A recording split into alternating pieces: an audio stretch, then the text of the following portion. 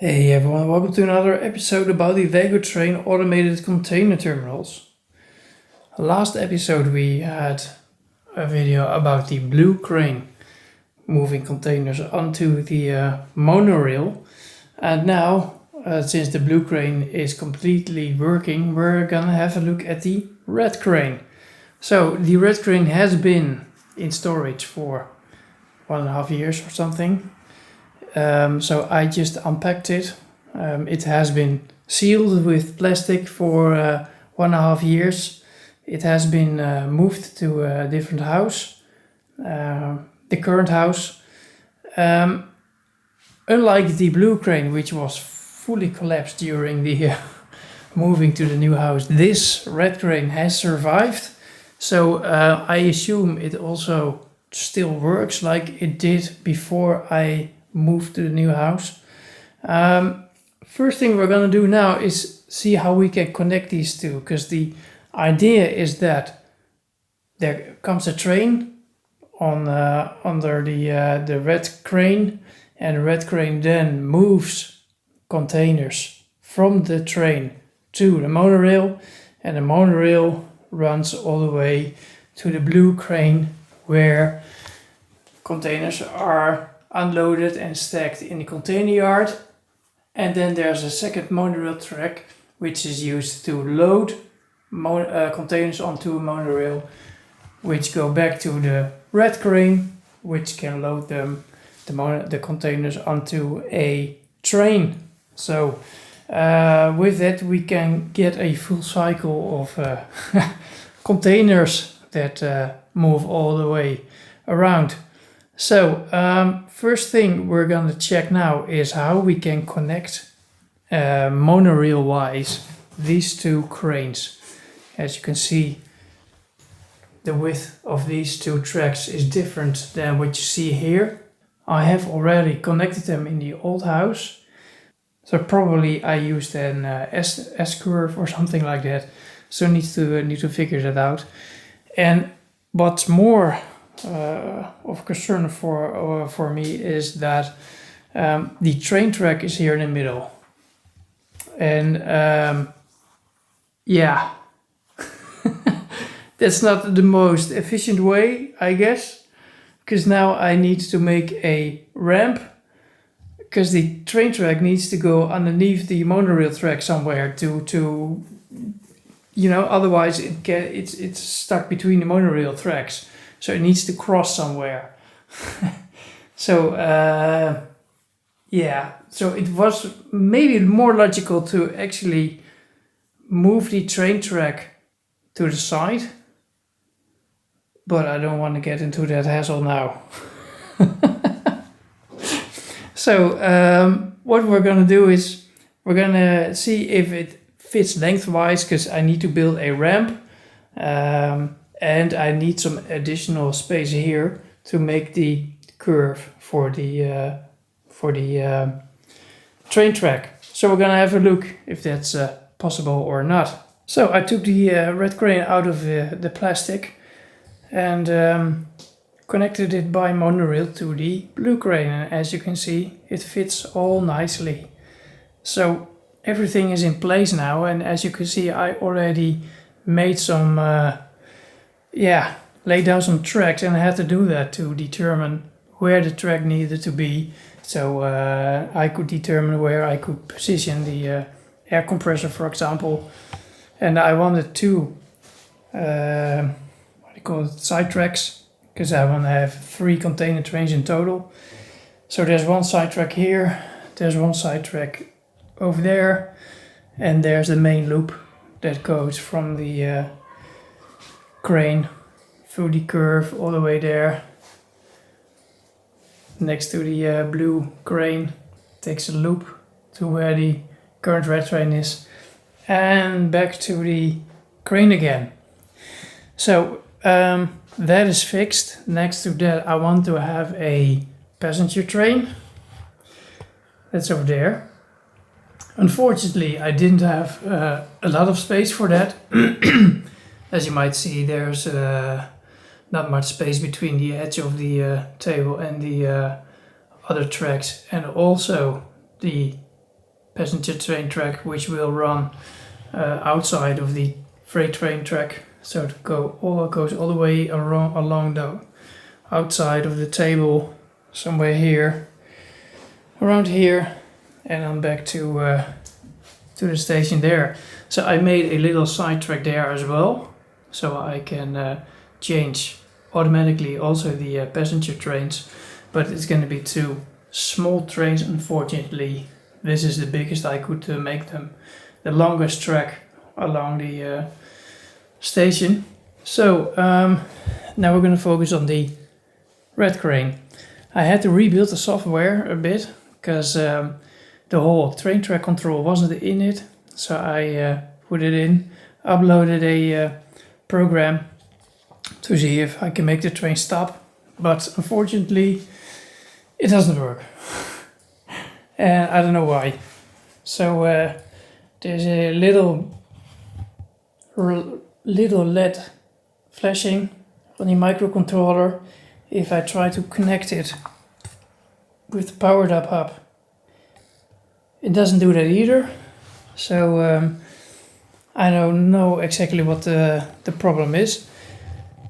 I connected here the power. I assume this was the power. There are a lot of other terminal blocks here, which I assume have to do with the command structure to tell the crane to load or unload or something like that. There's some LEDs here as well for some signaling, I believe. I don't know what. So I'm just gonna check out why it doesn't work. Also the lighting on the crane doesn't work. These lights work, but these do not. So maybe I forgot a switch somewhere to flip on the main power, but I don't believe it's in here. I can't remember. The software file that I was opening was also 2.5 years old, so I haven't worked on the red crane for 2.5 years. That has been sitting idle for 2.5 years. So that's quite some time. So I'm gonna check out the hardware here, can see where the wiring is going, and based on that I can make the crane hopefully work again, and we can have a look at a working red crane. To be continued. So a few minutes later, and I found this terminal block here, and I connected only this one here that goes to a heatsink underneath here, which is a there you go. This is a 12 to 5 volt converter, so I only connected the 5 volts. So now I've also connected this one, which is the 12 volt supply, which is not correctly wired, as it is a red wire and should be a yellow wire according to my own specifications. Red is 5 volt, yellow is 12 volt. Anyway, it works. The lighting works, everything works now, but the microcontroller still doesn't. So I took a look at the software dump, and I don't know if you can see it on the screen, but it has a core 1 panicked, a guru mediation error. So there's something, I don't know what's happening. The microcontroller has a problem. So what you basically see here is that it's starting up, and then before it's actually starting with the program, that's what you see here. This is written starting in 1 second. That is also something that I have written in my program somewhere. Here we go, starting at 1 second, and then it fails. And I'm gonna check it out what it is. So maybe it's the motor calibration, I don't know. I'll just have to run some few tests. Maybe it's software, but I fear it's hardware and I have to change the microcontroller. But we'll have a look. Alright, and the LED is blue on the powered up hub. Turned out to be a problem in the software. The software tried to control the powered up hub motors while it was not connected to the powered hub yet. So that's why it crashed. So I fixed that. Now it's time to actually make the train move and see if this sensor over here works. This is a reed sensor, which is a sensor capable of detecting a magnetic field. Now underneath the last wagon, the yellow one, there is a magnet. And when this magnet passes this reed sensor here, the system knows that the end of the train is there, and it stops the train. And then it can move the reed magnet to the position when it detects the magnet again. By doing so, it knows where the end of the train will be. And I'll do it like that because not every train stops at the same position. And next to that, not every train has the same length. I'm going to use different locomotives. So, but the end of the wagon of the train will every time be the same. So that's why I'm measuring that. So we're going to boot up the train and see if the program makes it stop. Here we go.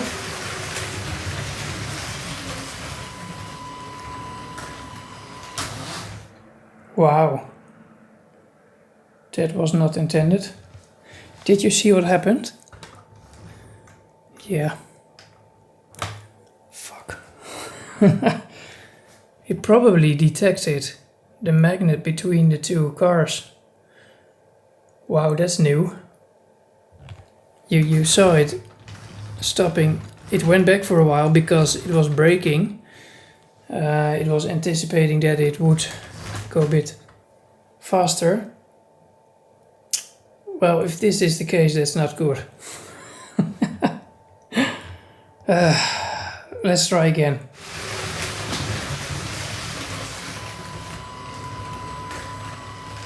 Yeah, definitely. This should have been proven technology, in the sense that it always worked. It worked 2.5 years ago. Nothing has changed, not even the magnets between the trains. So yeah, the only thing I can do now is make this sensor go a bit deeper, but it can't get any deeper than this right now. I already tried that, I remember, but it worked. So incredible. Because if I'm gonna change this, everything needs to change. So I'm gonna think about this for a while.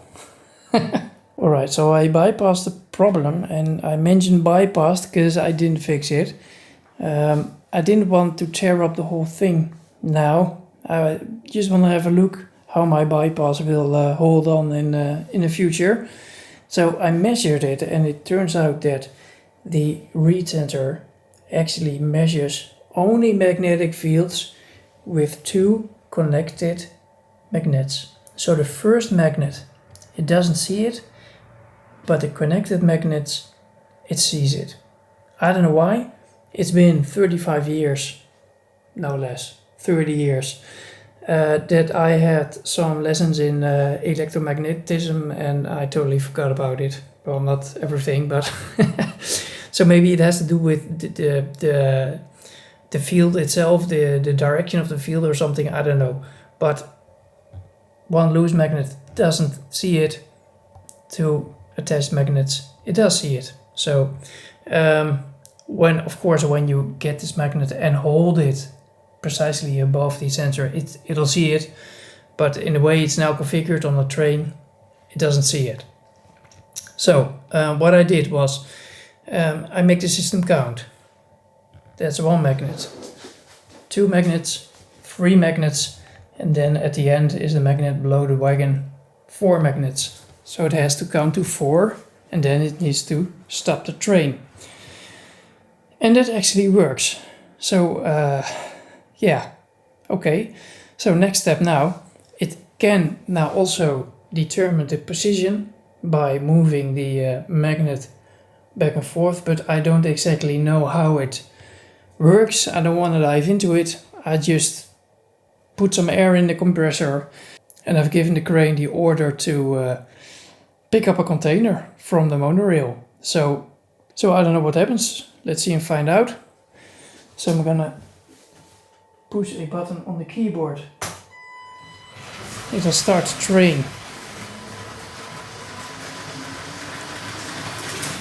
It stops. Now it's looking for the...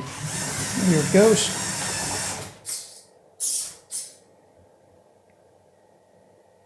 Okay.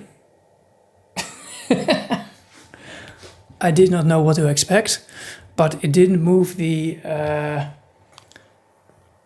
upper thing. And it didn't move backwards. I don't know what happens. Anyway, the motor here didn't move. It didn't move in this. It had to move a bit too, because it's now not. Well, it's actually perfectly centered. Well, okay. Switch did fail. Let's try one more time. So at this point a video file became corrupt and there's some footage missing. It turned out that the arm was stuck on the crane. When it was loosened up, it all worked just fine. So I got the crane more or less working, and with more or less I mean not exactly. There's a formula inside the software which determines where to stop the crane for doing an action with the train. Because the monorail is pretty simple, it always stops at the same place. So there's a fixed coordinate, if you will, for the crane to stop and do an action for the monorail. But the train doesn't stop at the same place. Sometimes it's a centimeter to the left, sometimes it's a centimeter to the right, and that's only with one train. So I haven't started even with using another locomotive. There will be 3 trains with 3 different locomotives. So there will be differences. And for that we have this sensor here, which I shown you before. And this sensor detects the end of the train, and based on the offset it can calculate with that formula where the crane needs to stop. But I can't remember thinking coming up with this formula. So it's like, whoa, I wrote this software. Oh, okay, good, nice. So I didn't fully dive into it. So I don't know. It makes it. I need some more time to actually understand what the formula is and why it doesn't completely work. So like for now, it's like 75% of the times it goes correctly without a problem, and the train is loaded as it should. But the other 25% of the times it doesn't go well, and it completely doesn't go well. Not even 1 centimeter off, but it's multiple centimeters that the crane is off, and I can't understand why. So I can't remember if this problem was also there when I stopped working on this crane 2.5 years ago. Maybe. I had something like, okay, fuck it, 75% of the times it's good enough. But honestly, for now, it's not. So I need to dive into the formula. But I just wanted to show you the whole cycle and see if it goes well or not. So normally this sensor here detects the monorail, and based on that it will start the train to move into the terminal. But this sensor will be connected through these block terminals here to the main controller over there, but that connection isn't there yet, so I use a delay. So I start the program, then the monorail arrives, and 4 seconds later the train is started, and then the whole sequence is starting. So another thing that I forgot to mention about the counting of the magnets that are passing by, we can actually see that there's an LED that will lit up, and based on that you can see actually that it is counting the amount of magnets. So that's a way to look at it as well. So I'm going to start the program by hitting a key on the keyboard. I'll start the monorail. monorail will stop, and then the train will start moving in, and then you'll see the LED 1, 2, 3. Oh, I missed one. There we are. And then it's starting to load the containers. And this one is going perfectly well. Up to the next one.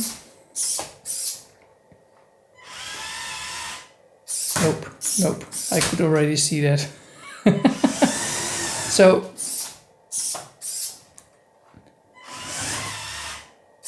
oh man, this one is even off, more off. Alright. So, what we see here is that the crane went too far for the first container and didn't go far enough for the third container. And honestly, I thought it would be linear, like it's calculating the position of the third wagon. It starts with that, but there's the magnet, and then it's just a linear amount of, how do you call it, pulses from the rotary encoder of the motor to the second wagon, and so on. But somehow it's not linear. I don't know why. That's something I need to figure out. So yeah, well, that's it for today. I'm gonna dive into to the software and hope I can find the issue, because this is something I've been struggling with. I know already started 4 years ago, maybe more. So I want to get this thing solved, and then after that we're gonna have a look at the actual control between this terminal and the main control. There will be some signaling cables running between these two terminals, and yeah, we're gonna see how that's going to work out. And we're also gonna have a look at the maintenance shed for the monorail. So thank you for watching. I hope to see you next time. Like and subscribe, of course, and thank you for watching. Bye bye.